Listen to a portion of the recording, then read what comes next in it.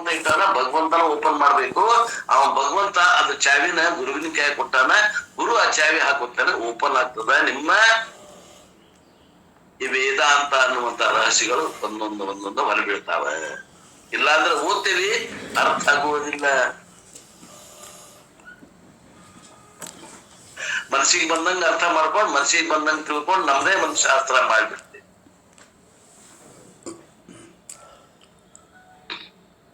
ಅಂತ ಶಾಸ್ತ್ರಗಳಿಗೆ ಏನಂತೀವಿ ನಾವು? ಲೋಕೋ ಕೈಟ್ಸ್ ಅಂತೇವ್. ಅವರು ಕೆಲವೊಮ್ಮೆ ಪ್ರಸಿದ್ಧ ಆಗ್ಯಾರ,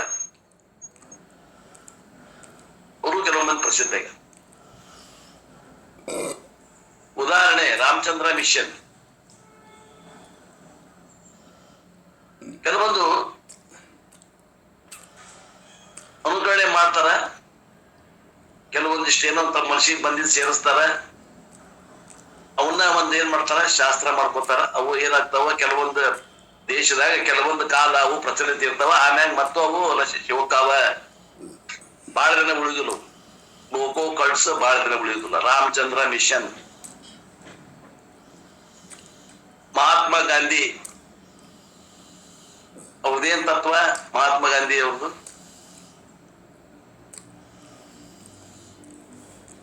ರಘುಪತಿ ರಾಘವ ರಾಜಾರಾಮ್ ಪತಿತ ಪಾವನ ಸೀತಾರಾಮ್. ಇಷ್ಟ ಟಚ್ಚನಗೂ ಆಳವಾಗಿ ಇಳಿಲಿಲ್ಲ ವೇದಾಂತದೊಳಗ. ಅವರು ಸ್ವಾತಂತ್ರ್ಯ ತಂದ್ಕೊಟ್ರು, ಮಹಾತ್ಮ ಅನಿಸ್ಕೊಂಡ್ರು, ಅದ್ರ ಬಗ್ಗೆ ಗೌರವ ಆಯ್ತು. ವೇದಾಂತಕ್ಕೆ ಬಂದ್ರೆ ಏನಂತಾರ ಅವರು? ರಘುಪತಿ ರಾಘವ ರಾಜಾರಾಮ್. ಅಧ್ಯಾರೋಪದಾಗ ಭಗವಂತನ ಆರಾಧನೆ ಮಾಡಿದ್ದ ಹೊರತ ಅಪವಾದ ಮಾಡಲಿಲ್ಲ ಅಪ್ಪವರು. ಯಾರು? ಗಾಂಧಿ ಅಪ್ಪನು. ತಿಳ್ಕೊಡ್ರಿ, ಇವನ್ನೆಲ್ಲ ಬಿಚ್ಚಿ ಹೇಳ್ಬೇಕಂದ್ರೆ ಯಾರು ಹೇಳುದಿಲ್ಲ, ಬಿಚ್ಚಿ ಯಾರು ಹೇಳುದಿಲ್ಲ. ಅಲ್ಲಿ ಒಳಗ್ ಬಂದವ್ರಿಗೆ ಅಷ್ಟ ಹೇಳ್ತಾರ, ಹೊರಗಿದ್ದವ್ರಿಗೆ ಹೇಳಕ್ ಬರುದಿಲ್ಲ. ಗಾಂಧಿಗೆ ಟೀಕಾ ಮಾಡಿದ್ರು, ರಾಷ್ಟ್ರಪಿತನಿಗೆ ಟೀಕಾ ಮಾಡಿದ್ರು, ಅದೊಂದು ಮಾತು. ಯಾರು ಹಿಂಗ್ ಮಾಡಕ್ ಹೋಗುದಿಲ್ಲ. ಆತ್ಮೀಯರೇ ತಿಳ್ಕೊಡ್ರಿ. ಲೋಕೋ ಕಲ್ಟ್ಸ್ ವಿಲ್ ನಾಯಿ ಕೊಡೆಗತಿ ಹೇಳ್ತಾವ, ಒಂದ್ 5-6 ವರ್ಷ ಇರ್ತಾವ, ಆಮೇಲೆ ಮತ್ ಬಾಯ ಆಗ್ಬಿಡ್ತಾವ. ಪ್ರಜಾಪಿತ ಈಶ್ವರೀಯ ವಿದ್ಯಾಲಯ ನಾಯಿ ಕೊಡೆ, ಎಲ್ಲ ಧರ್ಮದ ಮಾತುಗಳನ್ನ ತಗೋತಾರ. ನಾವು ಅದನ್ನ ಹೇಳ್ತೀವಿ ಬರ್ರಿ ಅಂತಾರ. ಕೊನೆಗೆ ಅವ್ರಿಗೊಂದು ಬೇರೆ ಇರ್ತೈತಿ, ಅದನ್ನ ಹೇಳಿಕೊಂಡು ನಿಮ್ನೆಲ್ಲಾ ಲೂಟಿ ಮಾಡಿ ಕೈ ಜೋಗಪ್ಪನ್ ಮಾಡಿ ಕೈ ಬಿಡ್ತಾರ. ಅದ್ರ ನಮ್ಮ ಶಶಿ ಒಬ್ಬಾಕ್ರಿ, ಅದಕ್ಕ ಜಾಯಿಂಟ್ ಆಗಿಬಿಟ್ಟಾಳ. ಅದನ್ನ ಬಿಟ್ಟು ಹೊರಗ ಬರ್ತಾಯಿರಲ್ಲ. ಒಬ್ಬಾಕಿ ಅದಲ್ಲ, ಆಸ್ತಿ ಬಾಳ ಅಲ್ಲ. ನಮ್ಮ ಮಾತಿ ಕಾಲ್ ಮುಡ್ಕೊಂಡ್ ಬಂದಾರ ಅಲ್ಲಿ ಅಬ್ಬು ಬೆಟ್ಟಕ್ ಹೋಗಿ. ನಮ್ಮ ಅದೇವ್ರಿ ಆಸ್ತಿ ಐತಿನ? ಆಸ್ತಿ ಐತ್ರಿ, ಆಸ್ತಿ ಐತಿ. ಪೆನ್ಷನ್ ಬರ್ತೈತಿ ಗಂಡಂತ. ಇಲ್ಲ, ಆಸ್ತಿ ಐತಿ, ಚಲೋ ಐತಿ. ಏನಾಯ್ತು ಬಿಟ್ಟಾಳ. ನಾವ್ ಸಿದ್ದಾಳ ಮಟ್ಟಕ್ಕೆ ಬರ್ತಿದ್ವಲ್ಲ, ನೀವು ಇದ್ರಲ್ಲ, ಬರ್ತಿದ್ರಲ್ಲ ಮೊದಲ. ಈಗ ಬಿಟ್ಟು ಬಿಟ್ರಿ. ಅವರು ಆಸ್ತಿ ಇದ್ದವ್ರನ್ನ ಬೆನ್ ಅಂತಾರ. ನೋಡ್ರಿ, ತಿಳ್ಕೊಳ್ತಾರ ಒಳಗೆ ಇಂಡೈರೆಕ್ಟ್ ಆಗಿ ಅವರು. ಅಂದ್ರ ಇಲ್ಲ ಹಂಗಿಲ್ತು, ಅಷ್ಟ್ ಹಗರಿಲ್ಲ ಅಂತ ಮರಣ ಮಾಡೋದು ಎಷ್ಟೊತ್ ನಿಲ್ಲ ಅಂತ ಹೇಳಿ. ಅಲ್ಲ, ಅವ್ರು ಹಂಗ್ ಮಾಡ್ತಾರ್ರಿ. ನೀವು ಮುಂದಿನ ಜನ್ಮದಾಗ ಸೀತಾ ಮಾತೆ ಆಗಿಬಿಡ್ತೀರಿ. ಹೆಣ್ಮಕ್ಳಿಗೆ ಹೇಳ್ತಾರ, ನಿಮ್ ಬಲಗೈಲಿ ದಾನ ಮಾಡಿದ್ರೆ ಎಡಗೈಲಿ ಗೊತ್ತಾಗಬಾರ್ದು. ಇನ್ ಮನ್ಯಾಗಂತೂ ಹೇಳಬೇಡ್ರಿ. ಹೆಣ್ಮಕ್ಳಿದ್ರೆ ನಿಮ್ಗ ಈಗ ಸಂಗಮ ಯುಗ ಪ್ರಾರಂಭ ಆಗ್ತದ. ಮುಂದಿನ ಯುಗನ ರಾಮಚಂದ್ರನ ಅವತಾರ, ನೀವು ರಾಮ ಆಗಿ ಹುಡ್ತೀರಿ. ಹೇಳ್ತಾರ ಅವ್ರು. ಬಟ್ಟಿ ಕಾರ್ಯಕ್ರಮಕ್ಕೆ ಹೋಗಿ ನಾನು ನೋಡೇನಿ. ಹೇಳ್ತಾರ ಅವರು, ನಾನು ಹೇಳ್ತೀನಿ ಅಂತ ಹೇಳಬೇಡ್ರಿ, ಶಿವ ಬಾಬಾ ಹೇಳ್ತಾರೆ ಅಂತ ಹೇಳ್ತಾರ ಅವ್ರು. ಮತ್ ಆ ಮೌಂಟ್ ಅಬೂದಿಂದ ಅವ್ರಿಗೆ ವಾಣಿ ಬರ್ತಾವ, ಆ ವಾಣಿಯನ್ನು ಓದಿ ಹೇಳ್ತಾರ. ಶಿವ ಪರಮಾತ್ಮ ಏನ್ ಹೇಳಿದ, ಹಿಂಗ್ ಹೇಳಿದ. ಮನ್ ನನಗೊಬ್ಬ ಗಂಟು ಬಿದ್ದಿದ್ದಾರೆ, ನಿಮ್ಗೆ ಹೇಳ್ತೇನೆ ಕೇಳ್ರಿ ಮಜಾ. ದವಾಖಾನೆಗೆ ಸ್ವಲ್ಪ ಆರಾಮ್ ಇದ್ದಿದ್ದಿಲ್ಲ, ಹೋಗಿದ್ದೆ. ಪಾಳೆ ಬಾಳ ದೂರ ಇತ್ತು, 19 ನಂಬರ್ ಇತ್ತು ಪಾಳೆ ನಮ್ದು. ಆಮ್ಯಾಗ ಮರದಿವ್ಸ ಅವ್ರ ಡಾಕ್ಟರ್ ಒಂದ್ ವಾರ ಊರಿಗೆ ಹೋಗ್ತೇನೆ ಅಂತ ಹೇಳಿದ್ರು. ಅವತ್ತ ತೋರ್ಸೋಣ ಬರ್ಬೇಕಾಗಿತ್ತಿಲ್ಲ. ಅದು ನಾನೇನು ಬಂದ ಮತ್ತೆ ಯಾವಾಗ ಆರಾಮ್ ಹೋದ್ರ ಅಂತ ಮಾಡಿದ್ದೆ. ಅವತ್ತ ಕುಂತ ಬಿಟ್ಟು ನಾನು. ನನ್ನ ಬಾಜುಕ್ ಒಬ್ಬ ಬಂದ, 77 ವಯಸ್ಸಂತ, ದೊಡ್ಡಬಸಪ್ಪ ಅಂತ ಅವನ ಹೆಸರು. KB ಒಳಗೆ ರಿಟೈರ್ಡ್ ಆಗ್ಯಾನ. ಅವ ಅಂತಾನ, ನೀವು ಈಶ್ವರಿ ವಿದ್ಯಾಲಯಕ್ಕೆ ಬರ್ಬೇಕ್ರಿ ಸರ್, ಬಾಳ ಇದೈತಿ ನಿಮಗ, ಬಾಳ ಶ್ರೇಷ್ಠ ಐತಿ ಅಂದ ನನಗ. ನಾಂದೆ ಹೌದೇನ್ರಿ ಸರ್, ನನಗೇನ್ ಗೊತ್ತಿಲ್ಲ ರೀ ಅಂದೆ ನಾನು. ಇಲ್ರಿ ಬಾಳ ಚಲೋ ಐತಿ. ಬಟ್ಟಿ ಕಾರ್ಯಕ್ರಮ ಮಾಡ್ತಾರ, ಅಡಿಗೆ ಮಾಡ್ತಾರ, ಓಂ ನಮ ಶಿವಾಯ ಹಾಕೊಂತ ಅಡಿಗೆ ಮಾಡ್ತಾರ, ಅಡಿಗೆ ಎಷ್ಟು ಶುದ್ಧ ಇರ್ತದ, ತುಪ್ಪದಾಗ ಅಡಿಗೆ ಮಾಡ್ತಾರ ಎಲ್ಲ ಹೇಳಿದಾವ. ನಾನು ಕೇಳ್ಕೊಂತ ಕುಂತೆ, ಮತ್ ನನಗೂ ಏನದ ಒಂದ್ ಸ್ವಲ್ಪ ನೋಡಿದ್ರ ಸುಮ್ಮ ಇದ್ದೆ ನಾನು. ಆಮೇಲೆ ನಾ ಹೇಳಿದೆ, ಇಲ್ರಿ ನಾನು ಇಲ್ಲಿ ಶಾಂಡಿಲಾಶ್ರಮ ಇವರು ಇದ್ರಲ್ಲ ಚಂದ್ರಶೇಖರ ಸ್ವಾಮಿಗಳ ಶಿಷ್ಯರಿ, ಮತ್ತ ಇಲ್ಲಿ ನಾನು ಅಲ್ಲೇ ಹೋಗ್ತೇನೆ, ಮತ್ತ ನಾನು ಚಿತ್ರಪಾಲನ ಶಿಷ್ಯರು ಹೌದು, ಒಂದ್ ಸ್ವಲ್ಪ ಅಭ್ಯಾಸ ಮಾಡೇನ್ರಿ ನಾನು ವೇದಾಂತ ಅಂದೆ. ನಾನು ಇದ್ರಾಗ ಸುಖಿ ಅದೇನ್ರಿ, ನನಗೇನು ಎಲ್ಲಿ ಬರೋದ್ ಬೇಕಾಗಿಲ್ರಿ. ಅಲ್ರಿ ವೇದಾಂತದಾಗ ಹೇಳ್ತಾರ ಅವ್ರು, ವೇದಾಂತದಾಗ ಪರಮಾತ್ಮನ ಇಲ್ಲ ಅಂತಾರ ಅವ್ರು, ನಿಮ್ಗೆ ಕಾಣುದಿಲ್ಲ ಅಂತ ಹೇಳ್ತಾರ. ಮತ್ತ ಅಂತವ್ ತಗೊಂಡು ಏನ್ ಮಾಡುದು ಅಂತಾರ. ಅನ್ನಿಸ್ತೇನೆ ನಾನು ಬಹಳ ಮಜಾ ಬಂತು. ನನ್ನ ಬಾಜು ಇನ್ನೊಬ್ಬ ಬಂತು ಅಂತ, ಅವನು ಸ್ವಲ್ಪ ಅಧ್ಯಾತ್ಮವಾದೇನೇ ಇಲ್ಲ. 3 ಮಂದಿ ಒಂದ್ ತಾಸು ಕುಂತ್ಕೊಂಡ್ವಿ. ಅವ ಬೆಳಗ ಹೇಮಾವತಿನ ಕಳಿಸಿದ. ಗುರು ಇಸ್ ಇನ್ವ್ಯಾಲಿಡ್ ವಿದೌಟ್ ಶಾಸ್ತ್ರ ಅಂಡ್ ಶಾಸ್ತ್ರ ಇಸ್ ಯೂಸ್ಲೆಸ್ ವಿದೌಟ್ ಗುರು. ಶಾಸ್ತ್ರ ಇಲ್ಲದ ಗುರುಗೆ ಕಿಮ್ಮತ್ತಿಲ್ಲ, ಗುರು ಇಲ್ಲದ ಶಾಸ್ತ್ರಕ್ಕೆ ಉಪಯೋಗ ಇಲ್ಲ. ಶಾಸ್ತ್ರ will never convey its message, it will never open up without guru to interpret it appropriately designed by sampradaya. Interpretation of sampradaya is there. ಯಾವ ಮಂತ್ರಕ್ಕೆ ಯಾವ ಅರ್ಥ ಮಾಡಬೇಕು, ಅದ ಅರ್ಥ ಯಾಕೆ ಮಾಡಬೇಕು ಅನ್ನುವಂತ ಮೀಮಾಂಸಾ ಶಾಸ್ತ್ರದ, ಆ ಮೀಮಾಂಸಾ ಶಾಸ್ತ್ರವನ್ನು ಎಲ್ಲಿ ಹೇಳಿಕೊಡ್ತಾರ ಅಂದ್ರ ಪರಂಪರೆಯಲ್ಲಿ ಹೇಳಿಕೊಡ್ತಾರೆ. there is a key to open. ಆ ಒಂದು ಕೀಲಿಯಿಂದ ಇಟ್ಕೊಂಡು ಉಪಯೋಗ ಮಾಡಿದ್ರೆ ಉಪನಿಷತ್ತುಗಳು ಮಾತಾಡ್ತಾ ಬಂದಿದ್ದು ಸ್ವರೂಪದ ಜ್ಞಾನವನ್ನು ಮಾಡಿಕೊಡ್ತಾವ. ಇಲ್ಲಾಂದ್ರ ಯಾವ ಉಪನಿಷತ್ತು ಪ್ರಮಾಣ ಅಲ್ಲ. ಪರಮಾತ್ಮನಿಗೆ ಪ್ರಮಾಣವೇ ಇಲ್ಲ. ಒಂದು ಅನುವನ್ನು ಮಾಡಿಕೊಂಡು ಪ್ರಮಾಣವನ್ನು ಮಾಡೇವಿ. And Uma represent both guru and shastra. Uma ಅಂದ್ರೆ ಗುರುನು ಹಾಕಿದೆ, ಶಾಸ್ತ್ರನು ಹಾಕಿದೆ. Uma appeared, Indra surrendered. ಉಮಾ ಭೇಟಿ ಆದ್ದು, ಪ್ರತ್ಯಕ್ಷ ಆದ್ದು ಯಾರಿಗೆ? ಇಂದ್ರನಿಗೆ. ಇಂದ್ರ ಆ ಉಮಾದೇವಿಗೆ ಶರಣಾಗತಿ ಹೊಂದಿದ. ಗುರು ಶಿಷ್ಯ ಚಾನಲ್ ವಾಸ್ ಎಸ್ಟಾಬ್ಲಿಷ್ಡ್. ಗುರು ರೂಪದಾಗ ದೇವಿ ನಿಂತಲು, ಶಿಷ್ಯನ ರೂಪದಾಗ ಇಂದ್ರ ನಿಂತ. ಅಲ್ಲಿ ಇಬ್ಬರಿಗೂ ಸಂವಾದ ಆಯ್ತು. The teaching took place. ಅಲ್ಲಿ ಇಬ್ಬರ ನಡಕನು ಇದು ಶಾಸ್ತ್ರದ ಕಲಿಸುವಿಕೆ ಪ್ರಾರಂಭ ಆಯ್ತು. ಇಂದ್ರ ತನ್ನ ಸ್ವರೂಪವನ್ನ ಗುರುತಿಸಿದ. And what was the teaching? ಏನ್ ಕಲಿಸಿಕೊಟ್ಲಕಿ ವೇದ ಮಾತೆ ಇಂದ್ರನಿಗೆ? The Upanishad doesn't give the details of the teaching. Why? Because the teaching has been given where? ಏನ್ ಹೇಳಿದಕ್ಕೆ ವೇದ ಮಾತೆ ಇಂದ್ರನಿಗೆ? ಕೇನೋಪನಿಷತ್ತಿನ 1ನೇ ಅಧ್ಯಾಯವನ್ನ ಹೇಳಿದ್ದ. 1ನೇ ಅಧ್ಯಾಯ 2ನೇ ಅಧ್ಯಾಯ ಏನಿತ್ತಲ್ಲ ಅದನ್ನ ಅವಂಗೆ ಹೇಳಿದ್ದ.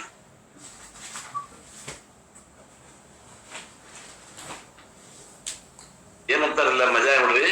What was the teaching? The Upanishad doesn't give the details of the teaching. Why? Because the teaching has been given where? In the first 2 chapters of this Kenopanishad. And that is how the 3rd chapter is concluded. We saw Sadhum Uvacha Kim Etat Yakshamiti. Like Shishyasteham Sharimam Tvam Prapannam. Bhagavad-gೀತೆ ಒಳಗ ನಾನು ಇಲ್ಲಿ ಶಿಷ್ಯ ಆಗೀನಿ, ನನ್ಗ ಗುರು ಅಂತ ತಿಳ್ಕೊಂಡೇನಿ, ನನಗೆ ಏನನ್ನು ತಿಳಿಯಬಾರ್ದು, ಯುದ್ಧ ಮಾಡ್ಬೇಕು ಬಿಡಬೇಕು ತಿಳಿಯಬಾರ್ದು, ಪರಮಾತ್ಮ ನನಗ ನೀನು ಮಾರ್ಗದರ್ಶಕನಾಗು ಅಂದಾಗ ಅಲ್ಲಿ ಏನಾಯ್ತು? ಚಾನಲ್ ಓಪನ್ ಆಯ್ತು. ಗುರು ಶಿಷ್ಯರ ಒಂದು ಚಾನಲ್ ಓಪನ್ ಆಯ್ತು. ಅಲ್ಲಿ ಮಟ ಏನ್ ತಿಳ್ಕೊಂಡಿದ್ದ? ಇವ ನಮ್ಮ ಅತ್ತಿ ಮಗ, ಇವ ಏನ ನಮ್ಗಿಂತ ಒಂದ್ ಸ್ವಲ್ಪ ದೊಡ್ಡವ ಅಷ್ಟೇ, ನಾನ ಅವನ್ಕಿಂತ ಶ್ರೇಷ್ಠ ಅದೀನಿ ಅಂತ ತಿಳ್ಕೊಂಡಿದ್ದ ಅರ್ಜುನ. ಅವ ಯಾವಾಗ ಅವ ಗುರು ಅದಾನಂತ ಗುರುತ್ವವನ್ನು ಕಂಡ ಅವಾಗ ಶರಣಾಗತಿ ಆದ. ಶಿಷ್ಯಸ್ತೇಹಂ ಶಾಲಿಮಾಂ ತ್ವಾಂ ಪ್ರಪನ್ನಂ. ಗೀತಾ 2ನೇ ಅಧ್ಯಾಯ 7ನೇ ಶ್ಲೋಕ ನೋಡ್ರಿ ಅಂತ ಅನ್ಕೋ. Please tell me what is that yaksha? ಯಕ್ಷ ಅಂದ್ರೆ ಏನು ಹೇಳ್ಕೊಡು ನನಗ. ವೇದ ಮಾತೆ ನನಗೆ ಹೇಳ್ಕೊಡು. ಯಾರು ಕೇಳಿದ್ರು? ಇಂದ್ರ. ಇಟ್ ರಿಪ್ರೆಸೆಂಟ್ಸ್ ಬೋತ್ ಸಗುಣ ಬ್ರಹ್ಮ ಅಂಡ್ ನಿರ್ಗುಣ ಬ್ರಹ್ಮ. ನನಗ ಯಕ್ಷನ ತಿಳಿಸಿಕೊಡು ಅಂದ್ರೆ ಏನರ್ಥ? ಸಗುಣ ಬ್ರಹ್ಮನಷ್ಟ ತಿಳಿಸಿಕೊಡಂತಲ್ಲ, ಸಗುಣ ಮತ್ತು ನಿರ್ಗುಣ ಎರಡು ತಿಳಿದಾಗ ಆ ಪರಮಾತ್ಮನ ತಿಳಿದಂಗ ಆಗ್ತದೆ. ನಿರ್ಗುಣ ಒಮ್ಮೆ ತಿಳಿದಿಲ್ಲ, ಆದ್ರಿಂದ ಮೊದಲು ಸಗುಣ ಹೇಳಬೇಕು. ಸಗುಣದಾಗ ನಿಲ್ಲಬಾರ್ದು, ಮುಂದೆ ಅದು ನಿರ್ಗುಣದಲ್ಲಿ ನೆಲೆಯಾಗಿ ನಿಲ್ಲಬೇಕು. ಅಂದಾಗ ಅದು ಪೂರ್ಣ ಪ್ರಮಾಣದ ಶಾಸ್ತ್ರ ಆಗ್ತದೆ. With this, third chapter ends. Now the fourth chapter comes, which concludes the story. ಇಲ್ಲಿಗೆ 3ನೇ ಅಧ್ಯಾಯ ಮುಗಿತು. ಈಗ 4ನೇ ಅಧ್ಯಾಯ ಪ್ರಾರಂಭ. ಇದು 4ನೇ ಅಧ್ಯಾಯದ ಪೀಠಿಕೆ. 4ನೇ ಅಧ್ಯಾಯದ ಮೊದಲನೇ ಶ್ಲೋಕ. ಸಾ ಬ್ರಹ್ಮೇತಿ ಹೋವಾಚ ಬ್ರಹ್ಮಣೋ ವಾ ಏತದ್ ವಿಜಯೇ ಮಹೀಯದ್ ವಿಜಮಿತಿ ತತೋ ಹೈವ ವಿರಾಂಕಾರ ಬ್ರಹ್ಮೇತಿ.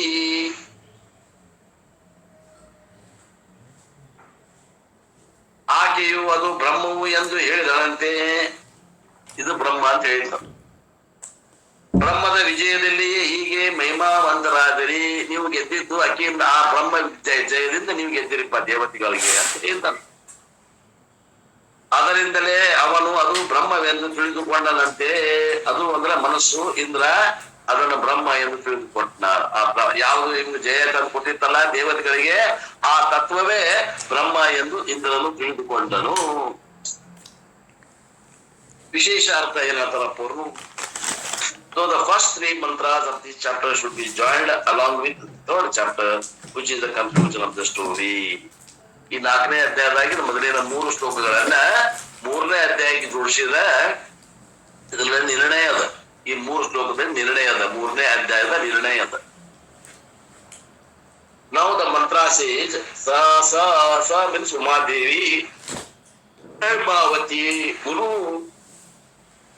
ಕಂ ಶಾಸ್ತ್ರ, ಗುರು ಮತ್ತು ಶಾಸ್ತ್ರ ರೂಪದಂತ 2 ರೂಪದಿಂದ ಇದ್ದಂತ ಯಾವ ಈ ವೇದ ಮಾತೆ ಇದ್ದು ಹೇಮಾವತಿ, ಬ್ರಹ್ಮ ಇತಿ ಹೋವಾಚ. And we have to supply the subject yaksham. That yaksha, brilliant form which is expressed but could not identify, that unidentified brilliant yaksha is none other than Brahma. ಆ ಯಕ್ಷ ಯಾರು ಅಂತಂದ್ರ ಅವ ಏನು ಬೆಳಗತ್ತಿದ್ದಲ್ಲ ಚಕ ಅದನ್ನ ನೋಡಿದ್ರೆ ಯಾರಿಗೆ ಆನಂದ ಆಗ್ತಿತ್ತಲ್ಲ, ಅವ ಯಾರು ಅನ್ನೋದು ಗೊತ್ತಿದ್ದಲ್ಲ ಯಾರಿಗೆ, ವಾಯುವಿಗೆ ಮತ್ತು ಅಗ್ನಿಗೆ. ಅವನೇ ಪರಮಾತ್ಮ ಬ್ರಹ್ಮ. ನಿರ್ಗುಣ ನಿರಾಕಾರ ಮತ್ತು ಸಗುಣ ಸಾಕಾರನು ಅವನೇ, ನಿರ್ಗುಣ ನಿರಾಕಾರ ಪರಮಾತ್ಮನು ಅವನೇ. Which Brahman has got 2 versions. ಆ ಬ್ರಹ್ಮನಿಗೆ 2 ವರ್ಷನ್ ಅಂದ್ರ 2 ರೂಪಗಳದಾವೆ. One is a ಪಾರಮಾರ್ಥಿಕ ವರ್ಷನ್ called ನಿರ್ಗುಣ ಪರಮ, which doesn't do anything. ಒಂದು ಪಾರಮಾರ್ಥಿಕ ಸ್ವರೂಪದ, ಅಲ್ಲಿ ಅವ ಏನು ಮಾಡೋದಿಲ್ಲ, ಅದು ನಿರಾಕಾರ ನಿರ್ಗುಣದ. ಅಂಡ್ 2ನೇದು ಏನದ, ಅದು ಸಗುಣ ಸಾಕಾರದ, ಎಲ್ಲವನ್ನ ಮಾಡುವಂತದ್ದು.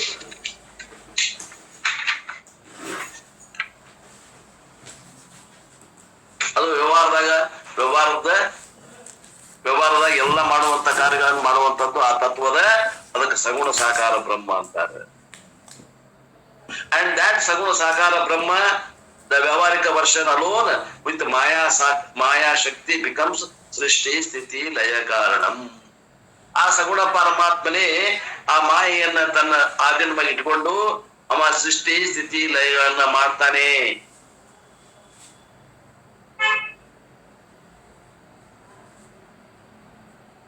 ಅವ ಈಶ್ವರ ಹೌದಲ್ರಿ? ಅವ ಈಶ್ವರ, ಅವನೇ ಈಶ್ವರ.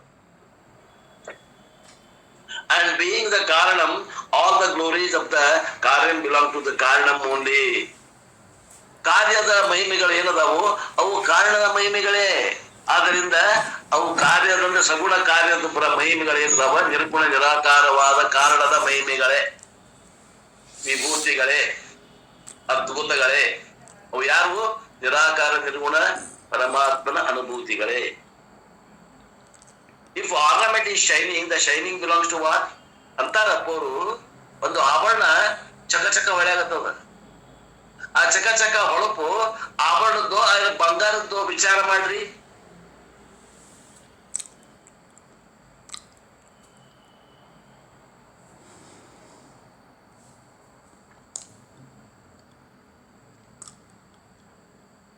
ಆ ಹೊಳಪು ಬಂಗಾರದ್ದೈತೋ ಏನು ಆಭರಣದೈತೋ ವಿಚಾರ ಮಾಡ್ರಿ. ಬಂಗಾರದ್ದೇ ಅಪ್ಪ, ಆಭರಣದಂತೀರೇನು? ಅಲ್ಲ, ಆಭರಣದಂದ್ರ ಇನ್ನ ಬುದ್ಧಿ ಪಕ್ಕ ಆಗಿಲ್ಲ, ಇನ್ನ ಬುದ್ಧಿ ಸೂಕ್ಷ್ಮ ಆಗಿಲ್ಲ, ಅಲ್ಲೇ ಅದ ಅರ್ಥ ಆಗೋದಿಲ್ಲ.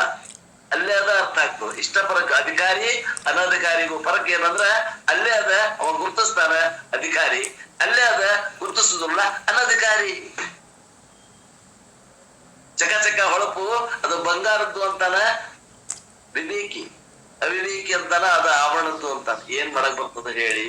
ಇಷ್ಟ ಇದೆ ಫರಕ್, ಬಹಳ ಫರಕ್ ಇಲ್ಲ. सागर मेरे पास है फिर भी मेरे दिल में प्यास है. ಎಲ್ಲಿ ನಿಂತಾನಿವ? ನೀರಾಗ ನಿಂತಾನ, ಕಡಲಾಗ ನಿಂತಾನ, ಮತ್ತೆ ನೀರಡಿಸಿ ಸಾಯಾಗತ್ತಾನ. ವಿಚಿತ್ರ ಅಲ್ಲ? ತಾನೇ ಪರಮಾತ್ಮ ಸ್ವರೂಪದಾನ, ಪರಮಾತ್ಮ ಇಲ್ಲ ಅಂತಾನ. ಮೈ god,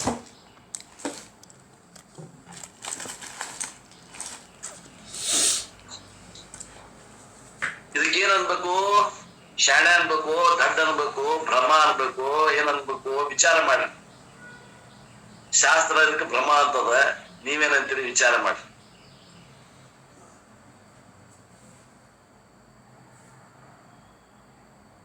If the ornament is beautiful, it goes to gold alone. ಅಲ್ರಿ, ಆ ಬಂಗಾರದ ಆಭರಣ ಚಂದ ಕಾಣತೈತೆ ಅಂದ್ರ ಅದು ಬಂಗಾರಕ್ಕೆ ಹೋಗ್ತೈತೋ, ಕ್ರೆಡಿಟ್ ಬೈನ ಆಭರಣಕ್ಕೆ ಹೋಗ್ತೈತೋ?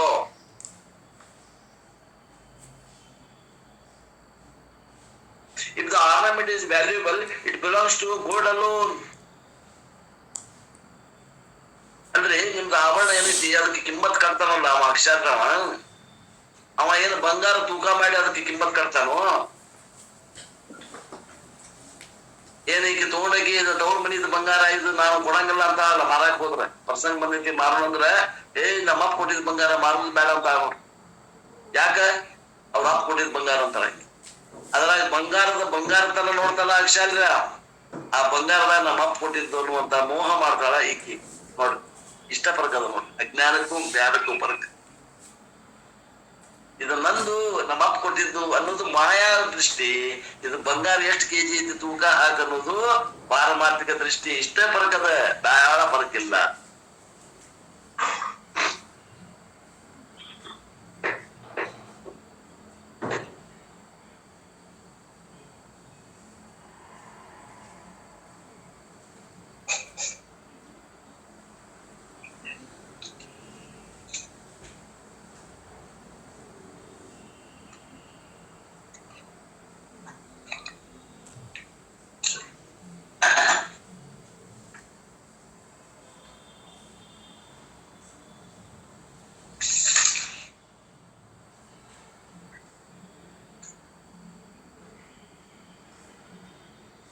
ಯದ್ಯದ್ ವಿಭೂತಿ ಮತ್ಮತ್ಮಂ ಶ್ರೀ ಮಧೋರ್ಜಿತಂ ಏವ ವಾ ತತ್ತೇ ದೇವಾಗಚ್ಚತ್ವಂ ಮಮ ದೇಯೋ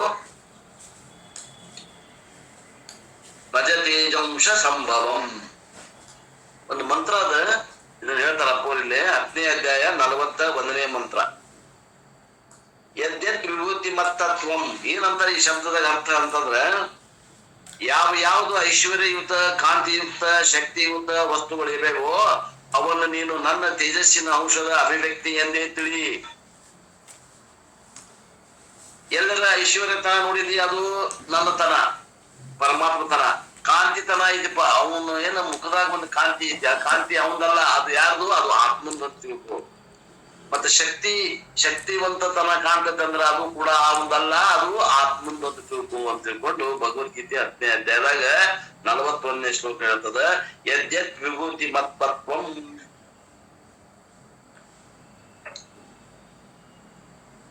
ಸಿಕ್ಕೇನ್ರಿ ಗುರುಳ ದುಡ್ಡಪ್ಸಲ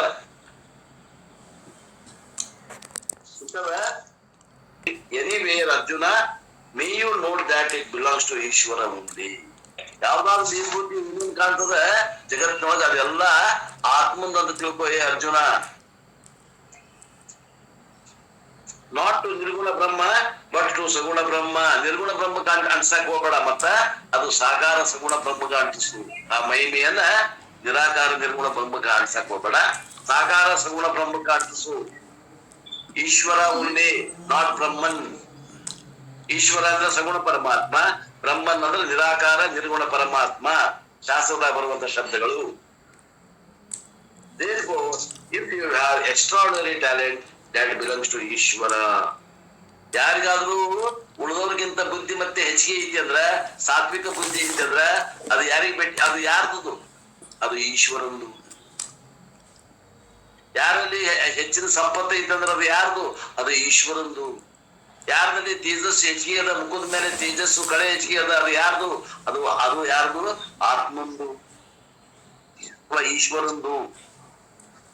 ಈಶ್ವರ ಅನ್ಬೇಕು, ಸಗುಣ ಪರಮಾತ್ಮ ಅನ್ಬೇಕು ಅಂತ ತಿಳ್ಕೊಂಡು ಆತ್ಮ ಶಬ್ದವನ್ನು ಉಪಯೋಗ ಮಾಡಿಲ್ಲ ಅಲ್ಲಿ. ಈಶ್ವರ ಸಗುಣ ಪರಮಾತ್ಮ ಅಂತ ತಿಳ್ಕೊಳ್ರಿ. ಯಾರೋ ಒಂದ್ ಪದ್ಯ ಹಾಡ್ತಾರ, ಕಂಠ ಬಹಳ ಸುಮಧುರ ಅದ, ಆ ಸುಮಧುರತ್ವ ಯಾರ್ದು? ಅದು ಈಶ್ವರಂದು.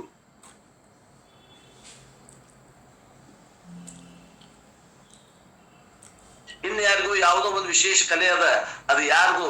ಅದು ಈಶ್ವರಂದು.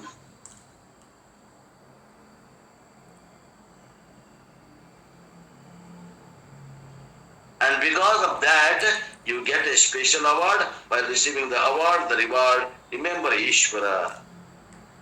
ಯಾರಾದ್ರೂ ನಿಮ್ ಕರೆಸಿ ಸನ್ಮಾನ ಮಾಡಿ, ಮಾಲಿ ಗಿಲಿ ಹಾಕಿ, ಶಾಲ್ ಹೊದಿಸಿ ಸನ್ಮಾನ ಮಾಡಿದ್ರಂದ್ರ ಆ ಮಾನ್ಯತೆ ಯಾರಿಗ ಹೋಗ್ಬೇಕು ಅಂದ್ರ ಅದು ಈಶ್ವರನಿಗೆ ಸಲ್ಲಬೇಕು, ಅದು ನಮಗಲ್ಲ. And after receiving, when you go home, the first job is what?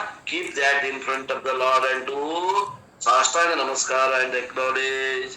ಆ ಮಾಲಿ, ಹಾರ, ತುರಾಯಿ ಸನ್ಮಾನ ಆಗಿರ್ತೈತಿ, ಮನೆಗೆ ಹೋದ್ರೆ ಏನ್ ಮಾಡ್ಬೇಕು? ಆ ಹಾರ ತುರಾಯಿಯನ್ನ ಭಗವಂತನ ಮುಂದಿಟ್ಟು ಎಲ್ಲಾ ನಿಂದಪ್ಪ ಇದು ಅನ್ಬೇಕು.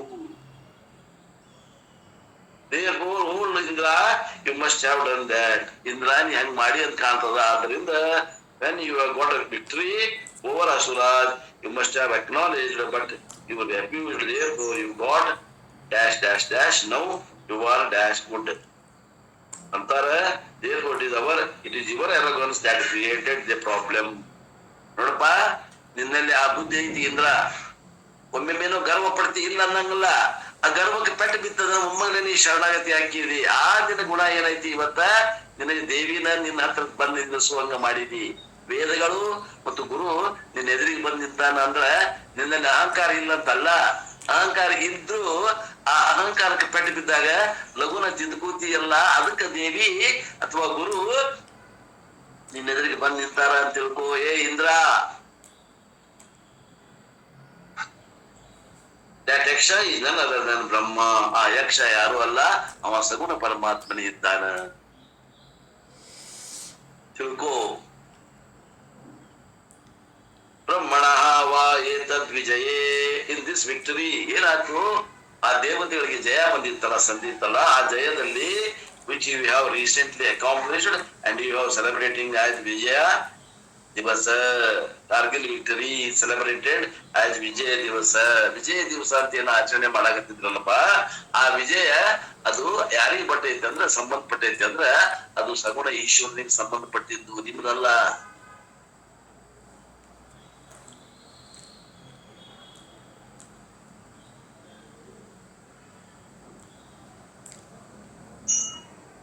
ಆಚರಣೆ ಮಾಡುವುದು ತಪ್ಪಲ್ಲ, ಆಚರಣೆ ಮಾಡ್ರಿ, ಅದು ಅವಂದು ಅಂತ ಮಾಡ್ರಿ, ಸಗುಣ ಈಶ್ವರಂದು ಅಂತ ಮಾಡ್ರಿ, ಹೊರತು ಅದು ನಮ್ಮದು ಅಂತ ಆಚರಣೆ ಮಾಡಕ್ ಹೋಗ್ಬೇಡ್ರಿ ಅಂತ.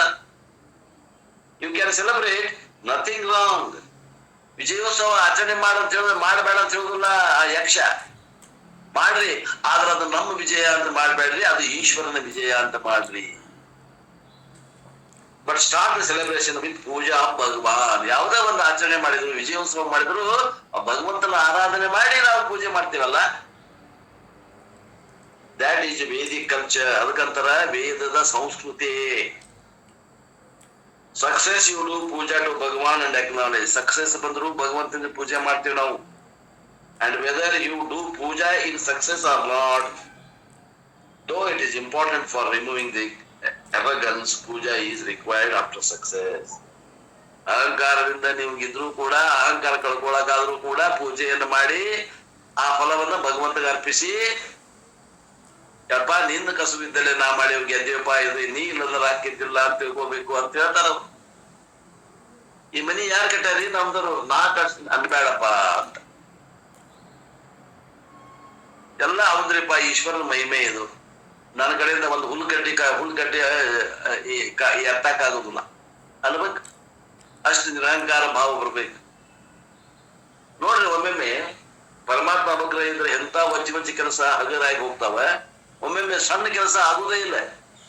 ನೋಡ್ರಿ ನಿಮ್ ಜೀವನದಾಗ ಆಗ್ಯಾವ ನೋಡ್ರಿ, ನನಗಂತೂ ಬಾಳ ಆಗ್ಯಾವ.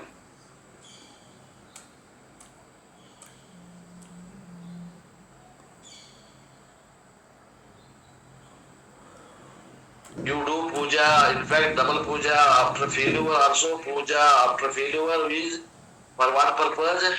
ಸುಖ ದುಃಖ ಸಮಯ ಕೃತ್ವ ಲಾಭ ಲಾಭವು ಜಯ ಜಯವು. ಯಾವ್ದೋ ಒಂದು ವಿಷಯದಾಗ ಫೇಲ್ ಆಗೇವಿ ಅಂದಾಗ ಪೂಜೆ ಮಾಡ್ತೀವಿ ನಾವು. ಯಾಕ? ಸಮಯ ಏನಂತಾರ? ಸುಖೇ ದುಃಖೇ ಸಮಯ ಕೃತ್ವ. ಸುಖ ದುಃಖದಲ್ಲಿ ಸಮನಾ ಭಾವದಿಂದ ಆ ದುಃಖ ಬಂದೈತಿ ಅಂದ್ರೂ ಕೂಡ ಅದನ್ನು ಭಗವಂತಗೆ ಅರ್ಪಿಸಿ ಸ್ವೀಕಾರ ಮಾಡೋದು. ಹಂಗ ಭಗವಂತಗೆ ಅರ್ಪಿಸಿ ಸ್ವೀಕಾರ ಮಾಡೋದ್ರಿಂದ ಅದರಲ್ಲಿದ್ದಂತ ದೋಷ ನಿವಾರಣೆ ಆಗ್ತದ ಆತ್ಮೀಯರೇ.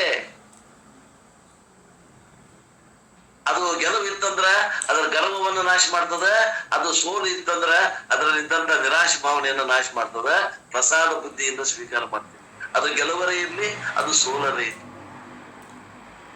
ಸಮತ್ವದಿಂದ ಅದನ್ನು ಸ್ವೀಕಾರ ಮಾಡುವಂತ ಭಾವ ಬರಬೇಕು. ಅಂದ್ರೆ ಎರಡೂ ಸಮಯದಲ್ಲಿ ನಾವು ಭಗವಂತಗೆ ಅರ್ಪಿಸ್ಬೇಕಾಗ್ತದೆ.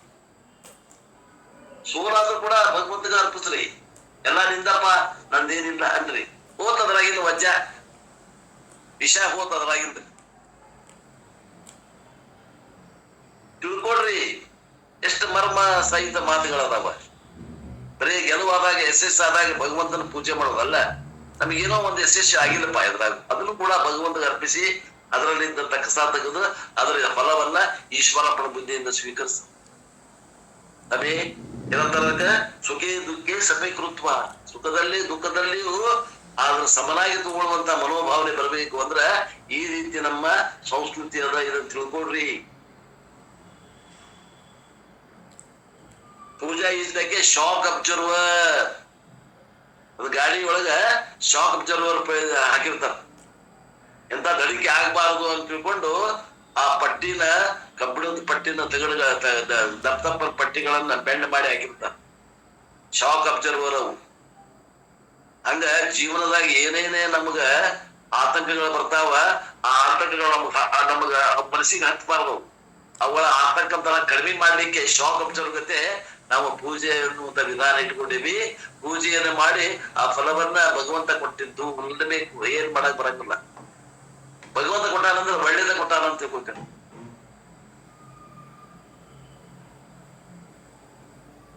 ಪೂಜಾ gives me shock observer to accept my failure also. ನನ್ನ ಸೋಲನ್ನ ಎದುರಿಸಲಿಕ್ಕೆ ಶಕ್ತಿ ಸಾಮರ್ಥ್ಯ ಬರ್ತದ. ಅದನ್ನ ಪೂಜೆ ಮಾಡಿ ಸ್ವೀಕರಿಸ್ಬೇಕು. ಅದು ನನಗ ಆಘಾತ ಏನಾಗೈತಿ, ಆಘಾತವನ್ನು ಕಡಿಮೆ ಮಾಡ್ತದ. ಶಾಕ್ ಅಬ್ಸರ್ವರ್ ಕೆಲಸ ಮಾಡ್ತದ. Therefore our culture says before you start something you do puja.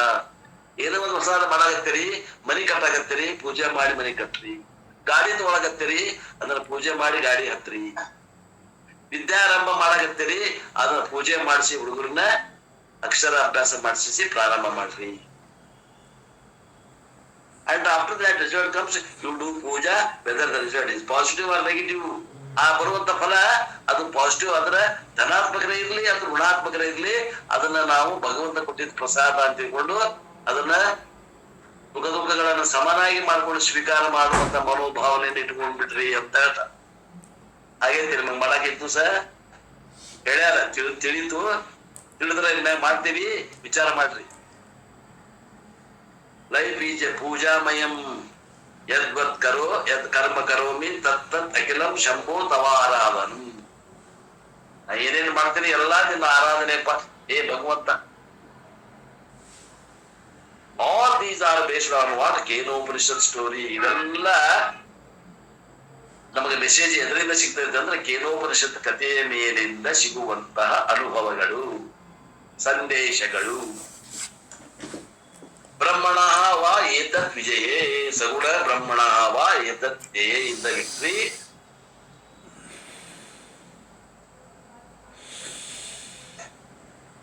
ಮಹೀಯಾತ್ವಮಂ, you are getting the glory.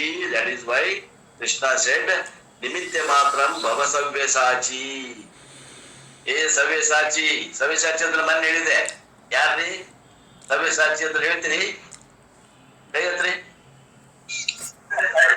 Arjun Arjun Arjuna Arjuna ಯಾಕೆ ಅವನಂದು ಸವ್ಯಸಾಚಿ ಅಂತ? ಎರಡು ಕೈಲೇ ಬಾಣ ಬಾಳ ಮಾಡ್ತೀವಿ. ಹೊಡ್ತಿದ್ದಾರೆ. ಹಾ, ಆ ಸವ್ಯಸಾಚಿ ಏನಂತಾನವ? ನಿಮಿತ್ತ ಮಾತ್ರ ಭವ ಸವ್ಯಸಾಚಿ. ಏ ಅರ್ಜುನ, ಎರಡೂ ಕಲೆಯಿಂದ ನೀನು ಎರಡೂ ಕೈಗಳಿಂದ ಬಿರುದು ಬಾಣಗಳನ್ನು ಹೊಡೆಯುವಂತ ಸಾಮರ್ಥ್ಯ ಇದ್ದಂತ ಏ ಅರ್ಜುನ, ನೀ ನಿಮಿತ್ತ ಮಾತ್ರ ಆಗು, ಎಲ್ಲ ನಾನ್ ಮಾಡಿರ್ತೀನಿ. ನೀನ್ ನಿಮಿತ್ತ ಎಲ್ಲ ನಾ ಮಾಡೇನಿ. ಯಾರನ್ನ ಸಾಯಿಸ್ಬೇಕು ಅವ್ರು ಸಾಯಿಸೇನಿ, ಯಾರನ್ನ ಇಡ್ಬೇಕು ಅವ್ರನ್ನ ಇಟ್ಟೇನಿ. ನೀನ್ ಮಾತ್ರ ನಿಮಿತ್ತ ಅವ್ರು, ಯಾಕಂದ್ರೆ ನಾ ಕರ್ತಾ ಇದ್ದೀನಿ, ಹೋಗ್ತಾ ಇದ್ದೀನಿ, ನಾ ಏನ್ ಮಾಡಕ್ ಬರಂಗಿಲ್ಲ. ನಾ ಎಲ್ಲ ಮಾಡಿ ನನ್ ತಿಳ್ಕೊಂಡು ನೀ ಸುಮ್ಮನೆ ಪ್ರಯೋಗ ಮಾಡು. ನೀ ಹಂಗ ಬಾಣ ಬಿಡುದು ಅದು ಸುಮ್ಮನೆ ಹೋಗಿ ಅದು ಬಿಡಿದೈತಿ ಬಸ್ ಎಲ್ಲ. ಅದೇನ್ ಅವ್ರಿಗೆಲ್ಲ ನಾ ಮಾಡಿದ್ದೀನಿ ಪ್ಲಾನ್ ಅಂತ. ನಿಮಿತ್ತ ಮಾತ್ರ ಆಗುವ ನೀನು, ಎಲ್ಲ ಮಾಡೋ ನಾ ಅದೀನಿ, ನೀ ನಿಮಿತ್ತ ಮಾತ್ರ ಅದಿ.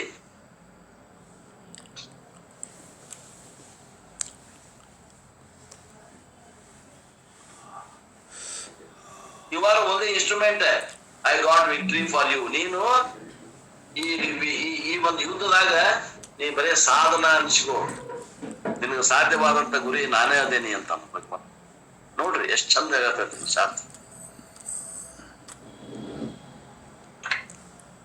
ಇನ್ನು ಈ ವಿಷಯ ಬಹಳದ, ಮತ್ತ ಆ ವಿಷಯವನ್ನು ಟೈಮ್ ಸಮಯ ಆಯ್ತು, ಆ ವಿಷಯವನ್ನು ಮತ್ ನಾಳೆ ಮುಂದುವರಿಸ್ತೇನೆ. ನನ್ನ ಗುಡಿಗೆ ಇವತ್ತಿನ ಈ ವಾಟು ಸೇವೆಯನ್ನು ಗುರುಪಾದಕ್ಕೆ ಸಲ್ಲಿಸಿ ನನ್ನ ವಾಣಿಗೆ ವಿರಾಮ.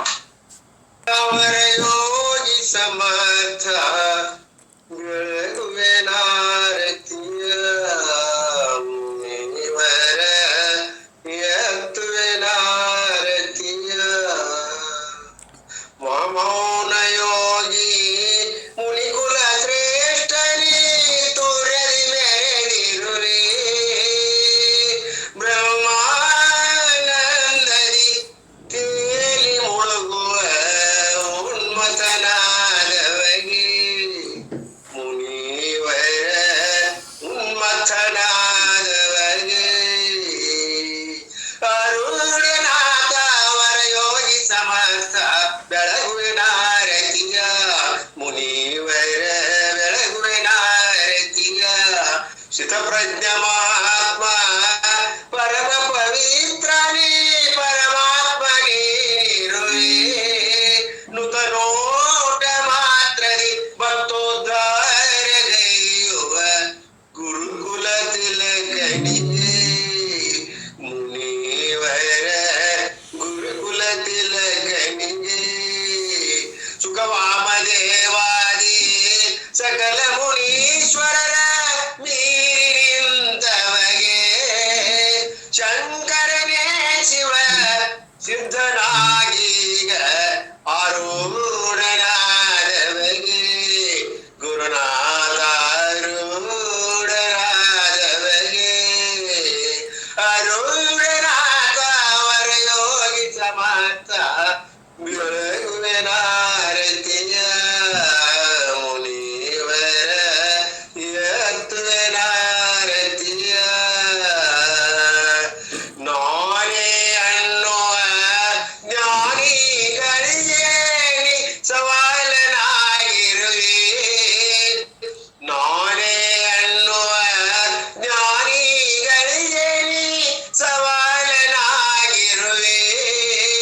ಬಲ್ಲಿದರೊಳು ನೀ ಬಲ್ಲಿದನಾಗಿ ಬಲ್ಲರ ಸ್ವಲ್ಲವ ನಡಗಿಸಿದಿ ಗುರುವರ ಬಲ್ಲರ ಸ್ವಲ್ಲವ ನಡಗಿಸಿದಿ ಮನ್ಮಥನನ್ನು ಮರ್ದನಗೈದ ಮುಕ್ಕಣ್ಣನಾಗಿರುವೆ ಮನ್ಮಥನನ್ನು ಮರ್ದನಗೈದನಿ ಮುಕ್ಕಣ್ಣನಾಗಿರುವೆ ಸನ್ಮಾನದಿಂದಲೇ ಸನ್ನುತ ನೀಡುವ ಸನ್ಮಾನದಿಂದಲೇ ಸನ್ನುತ ನೀಡುವ ಮನದಲ್ಲಿ ನೆಲೆಸಿರುವೆ ನೆನೆದವರ ಮನದಲ್ಲಿ ನೆಲೆಸಿರುವೆ ಆರುಡ ಜ್ಯೋತಿನಿ ಆರದ ಜ್ಯೋತಿನಿ ಜಗದೊಳು ಮೆರೆದಿರುವೆ ಆರುಡ ಜ್ಯೋತಿನಿ ಆರದ ಜ್ಯೋತಿನಿ ಜಗದೊಳು ಮೆರೆದಿರುವೆ